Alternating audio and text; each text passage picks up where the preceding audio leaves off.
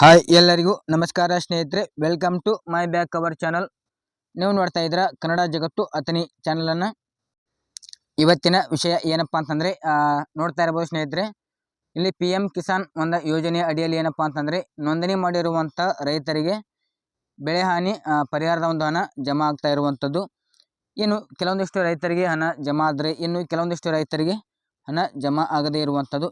ಇದಕ್ಕೆ ಮುಖ್ಯವಾದಂಥ ಕಾರಣ ಏನು, ಅಥವಾ ನಿಮಗೆ ಹಣ ಜಮಾ ಆಗುತ್ತಾ ಇಲ್ಲವಾ ಅನ್ನೋದನ್ನು ಯಾವ ರೀತಿಯಾಗಿ ಚೆಕ್ ಮಾಡೋದು, ಮತ್ತು ಇದರಿಂದ ನಿಮಗೆ ಏನಾದರೂ ಅಪ್ಲಿಕೇಶನ್ ಏನಾದರೂ ರಿಜೆಕ್ಟ್ ಆಗಿದ್ರೆ ಅಥವಾ ನಿಮ್ಮ ಒಂದು ನೋಂದಣಿಯಲ್ಲಿ ಏನಾದರೂ ತೊಂದರೆಗಳಿದ್ದರೆ ಯಾವ ರೀತಿಯಾಗಿ ಪರಿಹಾರ ಮಾಡಿಕೊಳ್ಳೋದು ಅಂತ ಈ ಒಂದು ವಿಡಿಯೋದಲ್ಲಿ ಸಂಪೂರ್ಣವಾಗಿ ನೋಡ್ತಾ ಹೋಗೋಣ.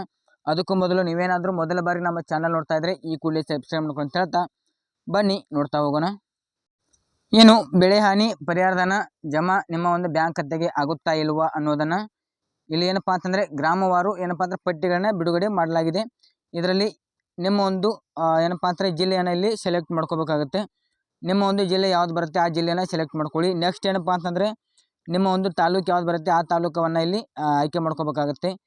ನೆಕ್ಸ್ಟ್ ಬಂದುಬಿಟ್ಟು ನಿಮ್ಮ ಹೋಬಳಿ ಯಾವ್ದು ಬರುತ್ತೆ ಅಂದರೆ ನಿಮ್ಮ ಒಂದು ತಾಲೂಕು ಮಟ್ಟದಲ್ಲಿರುವಂಥ ಹೋಬಳಿಯನ್ನು ಸೆಲೆಕ್ಟ್ ಮಾಡ್ಕೋಬೇಕಾಗುತ್ತೆ. ನೆಕ್ಸ್ಟ್ ಬಂದುಬಿಟ್ಟು ಇಲ್ಲಿ ಗ್ರಾಮ ಅಂತ ಕೇಳಿದರೆ ನಿಮ್ಮ ಒಂದು ಗ್ರಾಮ ಅಂದರೆ ನಿಮ್ಮ ಊರು ಯಾವುದು ಬರುತ್ತೆ ಅನ್ನೋದನ್ನು ಇಲ್ಲಿ ಹಾಕಬೇಕಾಗತ್ತೆ. ಹಾಕಿಬಿಟ್ಟು ಇಲ್ಲಿ ವೀಕ್ಷಿಸುವಂತಿದೆ ನೋಡಿ, ಇದರ ಮೇಲೆ ಕ್ಲಿಕ್ ಮಾಡ್ಕೋಬೇಕಾಗತ್ತೆ. ಓಕೆ, ನೋಡ್ತಾ ಇರ್ಬೋದು ಇಲ್ಲಿ ಲಿಸ್ಟನ್ನು ತೋರಿಸ್ತಾ ಇದೆ.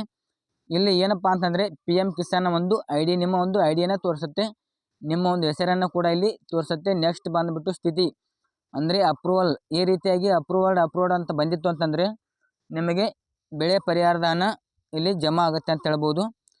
ಏನು ಇಲ್ಲಿ ನೋಡ್ತಾ ಇರ್ಬೋದು ಪಿ ಎಮ್ ಕಿಸಾನ್ಗೆ ಒಂದು ಕಳುಹಿಸಲಾಗಿದೆ. ಇಲ್ಲಿ ಎಸ್ ಅಂತೇಳಿ ಬಂದಿತ್ತು ಅಂತಂದರೆ ನಿಮಗೆ ಡೈರೆಕ್ಟಾಗಿ ನಿಮ್ಮ ಒಂದು ಬ್ಯಾಂಕ್ ಖಾತೆಗೆ ಹಣ ನೇರವಾಗಿ ಜಮಾ ಆಗುತ್ತೆ ಅಂತ ಹೇಳ್ಬೋದು.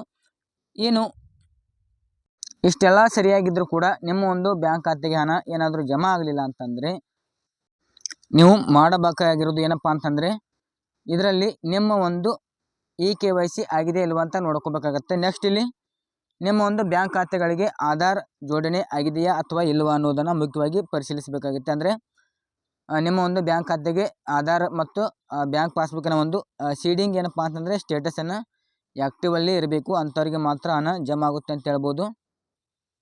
ಇನ್ನು ಯಾವುದೇ ರೀತಿಯಾದಂಥ ಹೆಚ್ಚಿನ ಮಾಹಿತಿಗಳಿಗೆ ಏನಪ್ಪ ಅಂತಂದರೆ ನಮ್ಮದೇ ಆದಂಥ ವಾಟ್ಸಪ್ ಗ್ರೂಪ್ ಮತ್ತು ಟೆಲಿಗ್ರಾಮ್ ಗ್ರೂಪನ್ನು ನನ್ನ ಒಂದು ವಿಡಿಯೋದ ಡಿಸ್ಕ್ರಿಪ್ಷನ್ ಕೆಳಗಡೆ ಹಾಕಿರ್ತೀನಿ.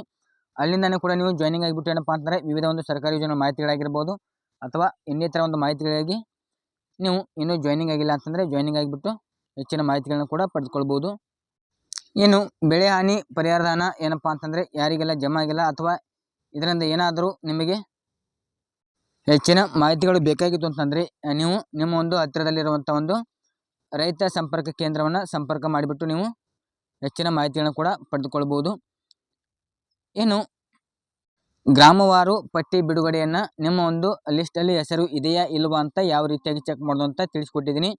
ಇನ್ನು ಇದರ ಒಂದು ಲಿಂಕನ್ನು ಏನಪ್ಪ ಅಂತಂದರೆ ಯಾವ ರೀತಿಯಾಗಿ ಚೆಕ್ ಮಾಡೋದು ಅಂತ ಒಂದು ಲಿಂಕನ್ನು ನನ್ನ ಒಂದು ವಿಡಿಯೋದ ಡಿಸ್ಕ್ರಿಪ್ಷನ್ ಕೆಳಗಡೆ ಹಾಕಿರ್ತೀನಿ.